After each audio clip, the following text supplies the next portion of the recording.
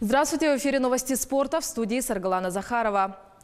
Ливерпуль обыграл Баварию и пробился в 1/4 финала Лиги чемпионов. Встреча завершилась со счетом 3-1. В составе гостей забитыми мячами отметили Садио Мане и Вирджил ван Дейк. Еще один мяч защитник Ливерпуля Жоэль Матил отправил в собственные ворота. Первый матч завершился в ничью 0-0. По сумме двух встреч следующий раунд прошла команда из Англии.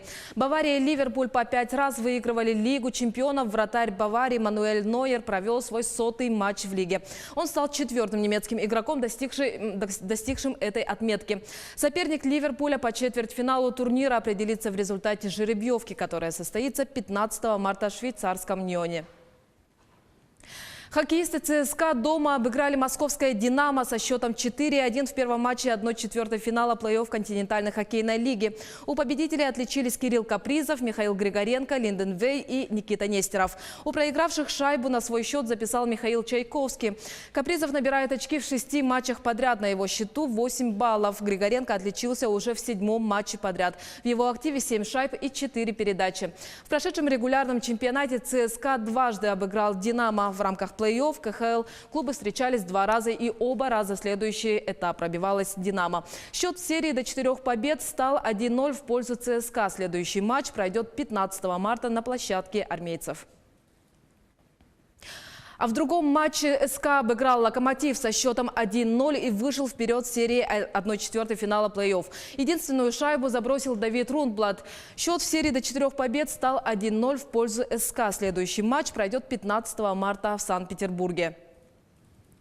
2 дня осталось до Кубка мира в Якутске. Сборные команды прибывают в столицу республики. Сегодня утром прилетели участники из США, Грузии и сборной России во главе с главным тренером Дзамбалатом Дедеевым и Денисом Царгушем, который является тренером спортсменов Московской области.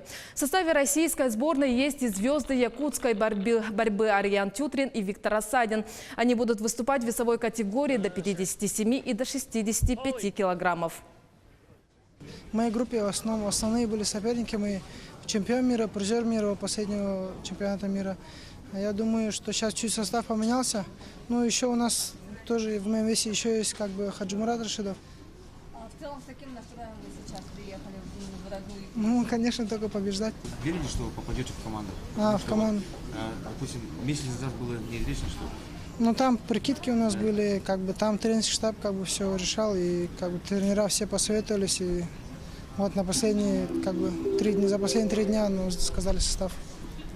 Я думаю, как обычно в Якутии проведут шикарный турнир, и для зрителей будет большой праздник. Я думаю, последний раз Кубок мира выигрывали в 2011 году сборная России. Еще тогда Виктор Лебедев был в составе Беси, Кудоха, много наших прославленных борцов. И я надеюсь, спустя 8-9 лет, что мы вернем Кубок на якутской земле, что Кубок мира будет наш.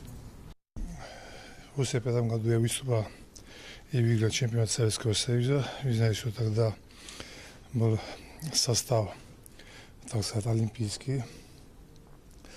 И всех соперников победил. И первый раз я стал чемпионом Советского Союза. И отсюда начался триумф мое выступление на чемпионате мира и после Олимпиады. Я очень рад снова побывать в Якутии и вот посмотреть это великолепное состязание, которое проводится и называется Кубок мира. Я надеюсь, что праздник состоится на якутской земле. Я знаю болельщиков, болеют хорошо в Якутии и желаю успехов нашей команде. Любители вольной борьбы смогут наблюдать за схватками на Кубке мира в реальном времени с фан-зоной. Ее организуют в Центре спортивной подготовки «Дахсун», сообщается на сайте главы правительства республики. Борцовская фан-зона будет размещена на футбольном поле, где все желающие с 10 часов утра смогут посмотреть на большом экране прямую трансляцию. Вход свободный. Дети младше 16 лет допускаются только в сопровождении родителей, отмечается в сообщении. Возле экрана будут установлены борцовские помосты, на которые можно будет зайти предварительно переобувшись. Также для удобства болельщиков на территории Дахсуна будет организована зона для питания. Это были новости спорта. Всего доброго.